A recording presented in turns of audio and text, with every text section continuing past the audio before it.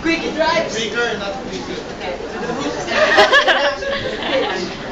Basta kasi, kung ano nung binabasa mo. What? Just like this book, you should read this book. To sharpen your mind.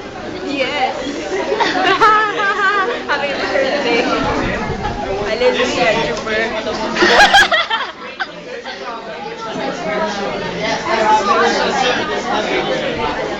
Nagpo-promote naman siya. This book was written by David Stewart. You are, what do you think?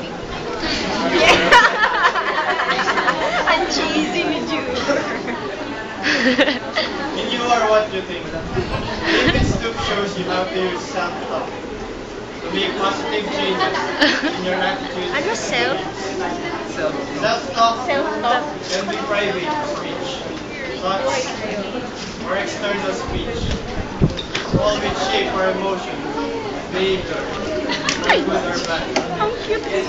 This popular revolutionary book